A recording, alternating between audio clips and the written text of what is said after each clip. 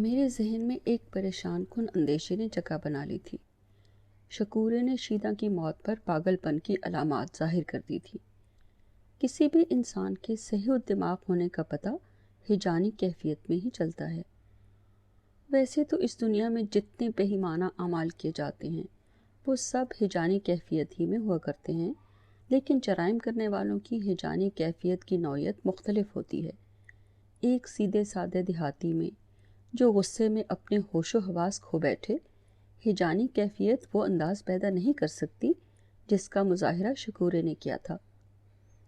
یہ درست ہے کہ غصہ ہمیشہ خوف میں بدل جایا کرتا ہے، لیکن آسمان کو دیکھ کر جو جملہ شکورے نے کہا تھا مجھے کئی دن پریشان کرتا رہا۔ وہ کہیں پاگل نہ ہو جائے، اس اندیشے سے میں بے چین تھا۔ شیدا کی موت کے بعد شکورہ خاموش ہو گیا۔ 5-6 دن بعد وہ دکان پر بے دلی سے کام کرتا نظر آیا۔ وہ نہائی کے پیچھے چوکی پر خاموش بیٹھا رہتا تھا، مایوس، غمزدہ۔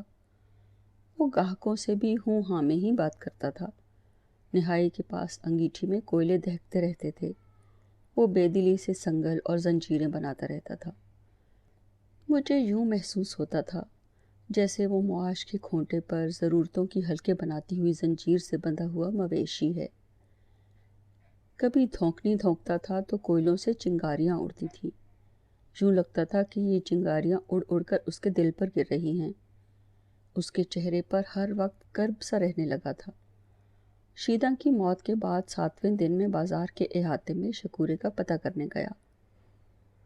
وہ خاموش ضرور ہے، ہوٹل کے مالک شیر علی نے مجھے بتایا، لیکن صبح ناشتے کے لیے آتا ہے، دوپہر کھانے کے لیے آتا ہے، رات کو وہ پورا کھانا نہیں کھاتا، چھوڑ جاتا ہے۔ صاحب، وہ شیدا کے ساتھ ہی مر گیا ہے۔ تم اس سے باتیں کیا کرو، میں نے کہا۔ اگر اس نے باتیں شروع کر دیں تو آہستہ آہستہ۔ اچانک ہوٹل کی پچھلی گلی میں شور مچا۔ میں اور شیر علی بھاگ کر پچھلی گلی میں گئے۔ شکورے کی دکان کے سامنے 3-4 دیہاتی کھڑے تھے۔ وہ حیرت زدہ بھی تھے اور مسکرا بھی رہے تھے۔ شکورے پر پاگل پن کا دورہ پڑ چکا تھا۔ وہ گالیاں دے رہا تھا۔ غصے میں اس کی آنکھیں پوری کھلی تھیں، ماتھے پر شکنیں نمایاں تھیں۔ حالو کوڑیے تقدیرے، تینڈی میں۔ شکورہ خالی نہائی پر ہتھوڑا زور زور سے مار رہا تھا۔ اس کی ہر گالی ہتھوڑے کی ضرب پر ختم ہو رہی تھی۔ ہتھوڑا نہائی پر ڈھما ڈھم بج رہا تھا۔ ہائے نی ٹھلیے کھوتیے، تینڈی میں۔ اس نے مائی منظورہ کو گالی دی۔ ہال نی لمّی ہٹھنیے، تینڈی میں۔ یہ گالی دراز قد ملکانی کے لیے تھی۔ ہالو ہڈل کھچریا، تینڈی میں۔ اس نے ماسٹر محمد جان کو گالی دی۔ میں نے بہت کوشش کی کہ اسے روکوں، لیکن وہ ہتھوڑا نہائی پر پٹخ پٹخ کر گالیاں دے رہا تھا۔ میں نے اس کا بازو روکنے کے لیے دکان کے اندر جانے کی کوشش کی، لیکن شیر علی نے مجھے پیچھے کھینچ لیا۔ نہیں صاحب، اس نے چیخ کر کہا، یہ غلطی نہ کریں، ہتھوڑا آپ پر بھی لگ سکتا ہے۔ وہ ہوش میں نہیں ہے۔ دورہ کوئی 35 منٹ کا تھا، پھر وہ نڈھال سا ہو کر پیچھے کی سمت گر گیا۔ میں نے دکان میں جا کر ایک سمت پڑے مٹی کے گھڑے سے پانی نکالا۔ مٹی ہی کے پیالے کو اس کے ہونٹوں پر لگانے سے پہلے میں نے اس کے منہ پر چھینٹا مارا۔ وہ اٹھ کر بیٹھ گیا۔ اس نے فوراً پیالہ پکڑ لیا اور سارا پانی پی گیا۔ تو کب آیا؟ اس نے میری طرف دیکھا۔ اس کی آنکھیں سرخ ہو چکی تھیں۔ وہ پسینے سے بھیگا ہوا تھا۔ میرا جی چاہا کہ اسے ہسپتال لے چلوں، لیکن اس نے ایک بالکل تندرست انسان کی طرح دھونکنی کو پکڑا۔ شام کو آنا، شکورے نے دھونکنی چلاتے ہوئے کہا، یہ کام کا وقت ہے۔ وہ اپنے کام میں مصروف ہو گیا۔ مجھے پریشانی کے ساتھ ساتھ یہ خیال تسلی دے رہا تھا کہ شکورے نے بولنا تو شروع کر دیا۔ پھر یہ سلسلہ پوری شدت سے چل نکلا۔ ہفتے میں کسی ایک دن شکورے پر دورہ پڑنے لگا۔ عموماً سپہر کے وقت اس کی وحشت زدہ قصیلی آنکھیں پوری کھل جایا کرتی تھی۔ وہ نہائی پر ہتھوڑے کو مار مار کر گالیاں دیتا تھا۔ ایک اور تماشا یہ ہوا کہ اس کا پڑوسی نثار خان اگر سپہر کو گھر میں ہوتا تھا تو وہ باہر نکل کر شکورے کی دکان کے قریب کھڑے ہو کر اسے پشتوں میں گالیاں دینے لگتا تھا۔ یہ دوہرا تماشا بازار کے لوگوں کے لیے مفت کی تفریح بن گیا۔ جب بھی شکورے پر دورہ پڑتا تھا سارے بازار کے لوگ وہاں بھیڑ سی لگا دیتے تھے۔ دکاندار اپنی دکانیں کھلی چھوڑ کر بھاگتے تھے۔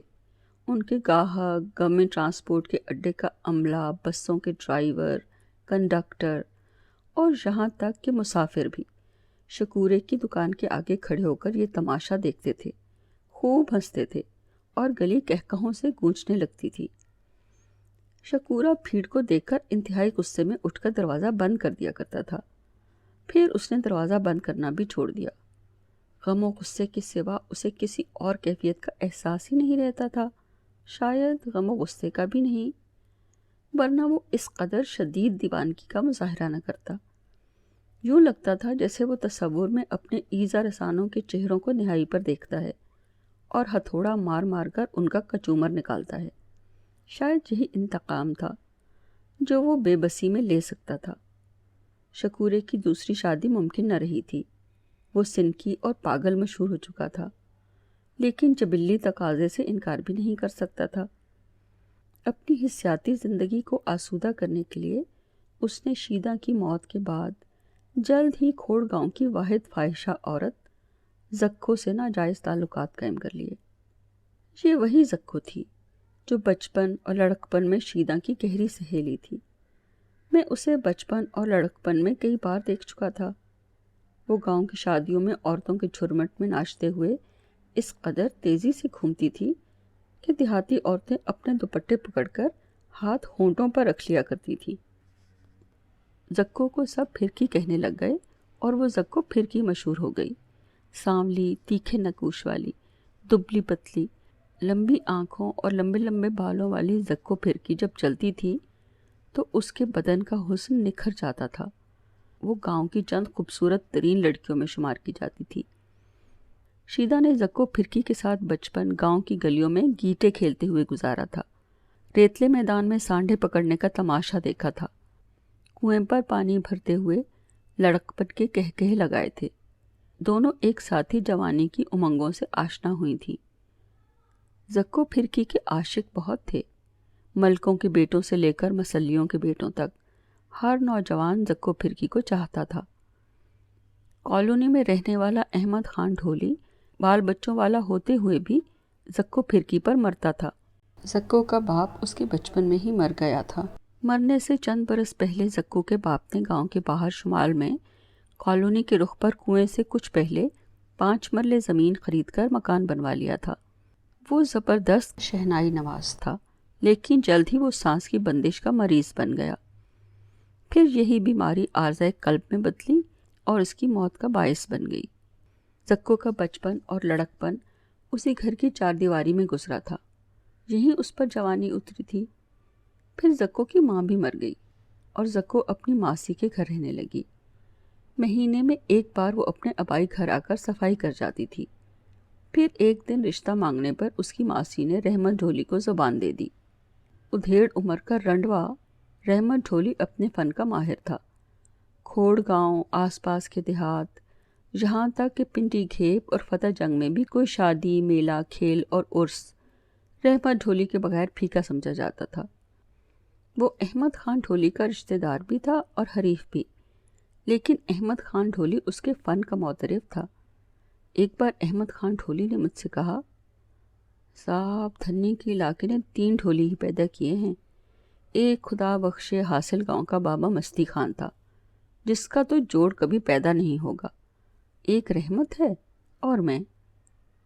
لیکن صاحب رحمت کی پھومن دال تو مجھے بھی بے تالا کر دیتی ہے۔ رحمت ڈھولی لمبی کبڈی میں پیچھا کرتے ہوئے 2 کھلاڑیوں کو چکما دے کر یا گرا کر آنے والے کھلاڑی کے گرد گھوم گھوم کر ڈھول بجایا کرتا تھا۔ اگر پکڑنے والے بھاگنے والے کھلاڑی کو گھسیٹتے ہوئے لے آتے تھے تو بھی رحمت ڈھولی ادھر ادھر مٹک مٹک کر ڈھول بجاتا رہتا تھا۔ میلوں میں بیلوں کی دوڑ کے بعد وہ جیتنے والے دھنی کے خوبصورت کالے چٹے چھوٹے چھوٹے سینگوں والے نتھنے کھول کھول کر سانس لیتے ہوئے بیل کے سامنے بے خوفی سے کھڑا ہو کر دیر تک ڈھول کی کنار بجاتا رہتا تھا۔ جیسے اس دھیمی دھیمی سکون بخش تال سے بیل کو خوش کر رہا ہو۔ عرسوں پر وہ ڈھول بجاتے ہوئے، خود بھی ناچتے ہوئے، ملنگوں کے ساتھ دھمال ڈالا کرتا تھا۔ رحمت ڈھولی کی بیوی جوانی ہی میں اسے چھوڑ گئی تھی۔ جب اس کی بیوی گارا ملیریا میں مبتلا ہوئی اور 2-3 دن بخار نہ اترا تو رحمت ڈھولی کالونی کے بازار سے 2 روپے کی کونین کی گولیاں لانے کے بجائے پیر مراد شاہ کو 25 روپے ہدیہ دے کر کالا دھاگا دم کرا کے لے آیا۔ اس نے دھاگا گارا کی کلائی پر باندھ دیا۔ گارا کا بخار علاج نہ ہونے پر بڑھتا گیا اور پھر 106 ڈگری سے تجاوز کر گیا۔ گارا بے ہوشی کی حالت میں مر گئی۔ جب اسے دفن کیا گیا، کالا دھاگا اس کی کلائی پر بندھا ہوا تھا۔ پیر مراد شاہ کے ملنگوں نے یہ کہنا شروع کر دیا کہ گارا کی موت کی وجہ اس کا کوئی گناہ ہے۔ رحمت گارا کے غم میں نڈھال تھا۔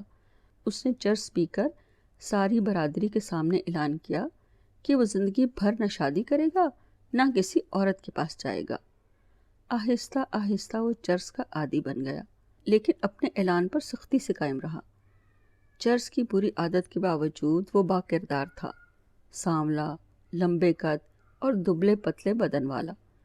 چوڑی پیشانی، مناسب آنکھوں اور سیدھی ناک والا رحمت ڈھولی جوانی میں بہت خوبصورت سمجھا جاتا تھا، لیکن چرس کی عادت نے اسے اب بہت کمزور کر دیا تھا۔ اس کے جسم کی کوئی ہڈی ایسی نہ تھی جو نمایاں نہ ہو۔ بیضوی چہرے پر جبڑے کی ہڈیاں دور سے دکھائی دیتی تھی۔ جب گارا مری تھی وہ 30 برس کا تھا۔ 15 برس اپنے اعلان پر قائم رہنے والا رحمت ڈھولی 45 برس کی عمر میں زکو پھرکی کے عشق میں مبتلا ہو کر اپنے اعلان پر قائم نہ رہ سکا اور زکو کی ماسی سے رشتہ مانگ لیا۔ رحمت کی ماں مر چکی تھی، باپ نہیں تھا۔ ایک چھوٹا بھائی تھا جو تلا گنگ میں بیوی بچوں کے ساتھ مدتوں پہلے گھر خرید کر وہاں ایک بینڈ میں شامل ہو گیا تھا۔ ماسی نے یہ سوچ کر کہ زکو اکیلی بہت خوش رہے گی اور رحمت کے پاس کافی روپے بھی ہوں گے، رشتہ منظور کر لیا۔ رحمت مدتوں سے ماچھن بھاگا کے تندور پر کھانا کھایا کرتا تھا۔ بھاگا ایک بڑے سے دیگچے میں ہر روز دال سبزی اور کبھی کبھی گوشت بھی پکاتی تھی۔ کھوڑ گاؤں کے اکثر لوگ ہر روز دوپہر اور رات کے وقت بھاگا کے ہوٹل نما تندور پر کھانا کھایا کرتے تھے۔ وہ ماش کی دال بہت ہی مزیدار بنایا کرتی تھی۔ میں نے شکورے کے ساتھ کئی بار بھاگا کے تندور پر ماش کی دال کھائی تھی۔ مجھے اس کا ذائقہ کبھی نہیں بھولا تھا، آج بھی یاد ہے۔ گاؤں کے نوجوانوں نے حیرت اور غم میں بہت آنسو بہائے ہوں گے، کیونکہ زکو پھرکی نے شادی کے لیے ہاں کر دی تھی۔ زکو اور رحمت ڈھولی کی شادی ہو گئی۔ احمد خان ڈھولی فرقہ واریت سے مایوس تھا۔ احمد خان کی ماں شیعہ تھی لیکن باپ سنی تھا۔ انہوں نے بھاگ کر شادی کی تھی۔ زکو پھرکی کا تعلق اہل تشیع سے تھا۔ برادری والے احمد خان کو سنی ہی سمجھتے تھے۔ زکو سے اس کی دوسری شادی ممکن نہ تھی۔ پھر بھی عشق کی آگ میں جھلستے ہوئے اس نے زکو پھرکی کی شادی پر جس والہانہ انداز میں ڈھول بجایا، گاؤں والوں کو ہمیشہ یاد رہے گا۔ زکو پھرکی اور رحمت ڈھولی 6 ماہ ہی ساتھ رہ سکے۔ رحمت کافی سنبھل گیا تھا، وہ چرس بھی کم پینے لگا تھا، لیکن ایک دن چرسیوں کی محفل میں ضد میں آ کر اپنی برداشت اور دلیری دکھانے کے لیے اس نے سگریٹ کے بجائے 4-5 سگریٹوں کی چرس چلم میں ڈال کر اس قدر دھواں اپنے پھیپھڑوں میں اتارا کہ اسے گھر جاتے ہوئے ہارٹ اٹیک ہو گیا اور وہ گھر کے قریب گلی میں گر کر مر گیا۔ زکو رنڈی ہو گئی۔ 3 مہینے گزر گئے، کسی نے زکو کی خبر نہ لی۔ وہ رحمت ڈھولی کے گھر پر تالا لگا کر اپنے آبائی گھر میں آ گئی۔ ایک صبح اس کے کسی رشتہ دار نے گاؤں کے ایک اوباش نوجوان کو زکو پھرکی کے گھر سے نکلتے دیکھا۔ برادری میں شور مچ گیا۔ بوڑھے جوان ادھیڑ عمر کے میراثی اور ان کی عورتیں استاد خادم حسین سرنائی والے کے گھر جمع ہوئے۔ کالونی سے احمد خان ڈھولی بھی گیا۔ زکو پھرکی کو بھی بلایا گیا۔ اس اکٹھ کی روداد مجھے احمد خان ڈھولی نے سنائی تھی۔ استاد خادم حسین سرنائی والے نے اٹھ کر کہا، ہم دھاڑی ہیں، کنجر نہیں۔ زکو کی حرکت سے ہم بہت بے عزت ہوئے ہیں۔ زکو کا باپ دھاڑی تھا، کنجر نہیں تھا۔ زکو کی ماں شریف تھی، ہماری بہن تھی۔ زکو کا باپ ہمارا بھائی تھا۔ ہمارے دادے پردادے تو ربابیے بھی تھے۔ وہ راجہ رنجیت سنگھ جی کے وقت حسن ابدال جا کر گردوارہ پنجہ صاحب پر شبد کیرتن کیا کرتے تھے، اور یہ زکو، اس نے تو ہمارے سروں کو ننگا کر دیا ہے، ہمارے چہروں پر کالک مل دی ہے، کسی کو شکل دکھانے کے لائق نہیں چھوڑا۔ ہم تو اپنی عورتوں کو اس گھر میں نہیں جانے دیتے جہاں کسی مرد سے متعلق شک ہو کہ اچھا آدمی نہیں ہے، اور اس کل موہی نے نہ صرف اپنے منہ پر کالک ملی ہے بلکہ ہمارے دادے پر دادے سب کے منہ پر کالک تھوپ دی ہے۔ مولا علی مشکل کشا ہماری مشکل دور کرے، ہماری مدد کرے، ہم تو برباد ہو گئے۔ ہماری لڑکی اور کنجری، ہماری لڑکی اور پیشہ۔ اس سے پہلے کہ کوئی اور بولتا، زکو پھرکی نے اپنا دوپٹہ اتار کر استاد سرنائی والے کے قدموں میں پھینکا۔ ہاں کیا، زکو پھرکی نے بلند آواز میں کہا، کیا پیشہ اور کرتی رہوں گی۔ 3 مہینے ہو گئے ہیں، پوچھا کسی نے کہ زکو کس حال میں ہے؟ گھر میں آٹا نہیں، دال نہیں، چاول نہیں، گڑ نہیں، گھی کا ڈبہ خالی ہے، چولہا جلانے کے لیے لکڑیاں نہیں۔ پوچھا کسی نے کہ زکو کھانا کھایا ہے کہ نہیں؟ زکو کی آواز روحان سی ہو گئی۔ چاول کی ایک پیالی ماسی سے مانگنے گئی تو اس نے بھی نہ دی۔ زکو کی آنکھوں میں آنسو آ گئے۔ گاؤں میں 3 مہینوں سے نہ کوئی بچہ پیدا ہوا ہے، نہ جھنڈ اتری ہے، نہ ہی شادی ہوئی ہے، نہ ہی کوئی اور خوشی، ورنہ میں کرما پٹی خالی پیٹ ہی نچ مار لیتی۔ زکو رونے لگی۔ کچھ روپے جو رحمت چھوڑ گیا تھا وہ بھی نہ ہوتے تو میں 3 مہینے بھی نہ گزار سکتی، بھوکی مر گئی ہوتی۔ کیا کروں میں؟ زکو نے چیخ کر کہا۔ بولو کیا کروں؟ پھا لے لوں یا مہرا پھک لوں؟ کیا کروں؟ مجھے بتاؤ میں کیا کروں؟ زکو پھرکی نے ہتھیلی سے آنسو پونچھے اور ڈٹ کر کھڑی ہو گئی۔ 4 گہنے ہیں میرے پاس، پر کیوں بیچوں؟ بولو میں اپنے گہنے کیوں بیچوں؟ جوان ہوں، خوبصورت ہوں، ماسی نے اور تم لوگوں نے مجھے رنڈے چرسی سے بیاہ دیا، میں چپ رہی۔ چرسی تھا لیکن اچھا آدمی تھا، 4 پیسے کما تو لاتا تھا، چولہا جل رہا تھا میرا، صبر تھا مجھ میں، خوش تھی میں رحمت کے ساتھ۔ اب وہ بھی نہیں ہے، میں کیا کروں؟ کہاں جاؤں؟ کیا کروں میں؟ وہ پھر چیخی۔ میری طرف دیکھو، سر کیوں جھکا لیے ہیں؟ جوان ہوں، خوبصورت ہوں، بولو ہے کوئی تم میں؟ ہے کوئی جو میرا ہاتھ پکڑ لے؟ جوان، پکی عمر کا، بڈھا، کوئی بھی، بولو ہے کوئی؟ کر لوں گی۔ زکی نے چھاتی پر ہاتھ مارا۔ کر لوں گی شادی، بولو ہے کوئی؟ سب خاموش ہو گئے۔ جوانوں کو زکو پھرکی پر غصہ تھا کہ اس نے رحمت جھولی کے لیے ہاں کیوں کہی تھی۔ ادھیڑ عمر کے شادی شدہ والے اپنے بال بچوں کے ساتھ سکھی تھے، بوڑھوں کو شاید اپنی عمروں کا خوف تھا۔ سب خاموشی سے ایک دوسرے کا منہ دیکھتے رہے، اور یہ اکٹھ اس فیصلے پر ختم ہوا کہ کوئی بھی زکو پھرکی سے کوئی تعلق نہ رکھے۔ زکو پھرکی برادری سے خارج ہو گئی، اسے کسی کی پرواہ نہ تھی۔ احمد خان ڈھولی نے بتایا کہ ایک اکٹھ کے بعد ایک نوجوان نے اپنے دوستوں سے کہا، چوپی ہوئی گنڈیری نہ بھوگ کون چوپ سی، سارا راستہ رحمت چرسی پی گیا ہو سی، اس حرامیے کے چھوڑیا ہو سی، ہن کتی نہ ہتھ کون نپے۔ چوسی ہوئی گنڈیری کے بھوگ کو کون چوسے گا، سارا رس تو رحمت چرسی پی گیا ہوگا، اس حرامی نے باقی کیا چھوڑا ہوگا، اب کتیا کا ہاتھ کون پکڑے۔ ہر عمر کے لوگ زکو پھرکی کے پاس جانے لگے۔ ارد گرد کے دیہات سے بھی دیہاتی زکو پھرکی کے گاہکوں میں شامل ہو گئے۔ اس کے پرانے تمام عاشق جو اس سے شادی کرنا چاہتے تھے اب اس کے گاہک بن گئے، پیسے دے کر آسودگی حاصل کرنے لگے۔ کمپنی کالونی کے کچھ چھڑے بھی چھپ چھپا کر زکو پھرکی کے درد آسودگی پر دستک دینے لگے۔ زکو پھرکی کو برادری سے خارج کرنے کے بعد بھی بوڑھے میراثیوں کا غصہ نہ اترا۔ کھوڑ کے تھانے میں پنڈی کھیپ سے ٹرانسفر ہو کر ایک چوڑے منہ، چھوٹے قد اور موٹی توند والا تھانے دار آیا۔ استاد سرنائی والے کے ساتھ چند ادھیڑ عمر کے میراثی کالونی میں آئے۔ احمد خان ڈھولی کو ساتھ لیا اور تھانے دار کے پاس جا کر زکو پھرکی کے خلاف شکایت کی۔ تھانے دار خود زکو پھرکی کے گھر گیا اور اگلے روز اس نے میراثیوں کے وفد کو بلا کر ان کی بہت بے عزتی کی۔ ایک بیوہ کو ستاتے ہوئے تمہیں شرم نہیں آتی؟ تھانے دار نے غصے سے کہا۔ اس کی شادی کیوں نہیں کرا دیتے؟ اگر کچھ لوگ خیرات دینے یا صدقہ لے کر اس بیچاری کے دروازے پر چلے جاتے ہیں تو تمہیں کیوں تکلیف ہوتی ہے؟ خود تو اس کی مدد کر نہیں سکتے، اگر کوئی کرتا ہے تو تم سے برداشت نہیں ہوتا۔ تم لوگ تو یہی چاہتے ہو کہ ساری خیرات، زکوٰۃ اور صدقے کی رقم صرف تمہیں ملے۔ چلے جاؤ، دوبارہ میرے پاس نہ آنا۔ احمد خان ڈھولی نے بعد میں بتایا کہ جب سب میراثی منہ لٹکائے تھانے سے واپس آ رہے تھے، استاد سرنائی والے نے دوسروں کی طرف دیکھ کر کہا، لو بھائی، زکو نے تو تھانے دار بھی ڈھا گدائے۔ لو بھائی، زکو نے تو تھانے دار بھی گرا لیا ہے۔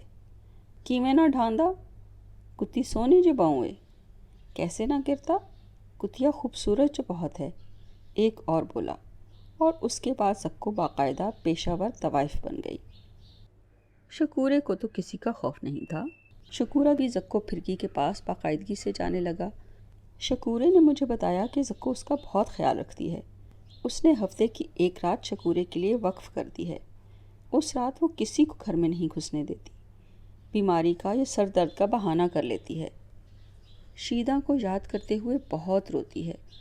وہ جس باقاعدگی سے زکو پھرکی کے پاس جاتا تھا، اسی باقاعدگی سے اس پر پاگل پن کے دورے بھی پڑنے لگے تھے۔ اسے زندگی میں جس نے بھی دکھ دیے تھے، وہ ان سب کو غلیظ گالیاں دیتا تھا۔ ایک آنکھ والا اسحاق سپیال گاؤں سے سائیکل پر بندھے ایک ٹوکرے میں سبزی لا کر کالونی کے کوارٹروں میں بیچا کرتا تھا۔ ایک دن شکورے نے بازار کے احاطے میں اس سے 18 روپے کی سبزی خریدی۔ شکورے کے پاس 100 روپے کا نوٹ تھا۔ اسحاق نے کہا کہ میرے پاس بقایا کے لیے کھلے پیسے نہیں ہیں، تو دکان پر جا، میں نوٹ توڑوا کر تیرے بقایا 82 روپے دے جاؤں گا۔ شکورہ دکان پر آ گیا۔ شام ہو گئی، اسحاق نہ آیا۔ ساری رات شکورہ پریشان رہا اور صبح پیدل ہی سپیال جا پہنچا۔ اسحاق کے گھر گیا تو پتہ چلا کہ وہ تو کل شام ہی راولپنڈی چلا گیا ہے، اسے کوئی نوکری مل گئی ہے۔ شکورے نے پیسے مانگے تو اسحاق کے بھائی نے آنکھیں دکھائیں۔ کیسے پیسے؟ تو نے مجھے نوٹ نہیں دیا؟ حق کی بات ہے، جس کو دیا ہے اس سے لے، ساکا آئے گا تو کہہ دوں گا۔ شکورہ جلا بھنا غصے میں بڑبڑاتا واپس آیا۔ اسی سپہر اس پر دورہ پڑ گیا۔ ہالو ساکیا کانیا تینٹی میں۔ اس کا ہتھوڑا نہائی پر پوری قوت سے گر رہا تھا۔ شکورہ اکثر تصوراتی جانوروں، پرندوں اور حشرات الارض کو بھی گالیاں دیا کرتا تھا۔ ہالو چٹیا باندرا تینڈی میں۔ شاید یہ گالی پڑوسی نثار خان کے لیے تھی۔ ہالو کن کپیا بولیا تینڈی میں۔ ہالو ڈھوڈرا کاواں تینڈی میں۔ ہالو نانگیا ککڑا تینڈی میں۔ حال نی پچھ کپی کر لیے تینڈی میں۔ یوں لگتا تھا کہ اس کے تصور میں تصویروں کے فریم چل رہے ہوتے تھے۔ وہ جسے اپنے تصور میں دیکھتا تھا، اسی کو گالی دیتا تھا۔ اس کی انہی گالیوں کو سننے اور اس کا تماشا دیکھنے کے لیے دکان کے سامنے ہجوم سا لگ جایا کرتا تھا۔ دیہاتی زور زور سے ہنستے، کہے لگاتے، اسے ہلہ شیری بھی دیا کرتے تھے۔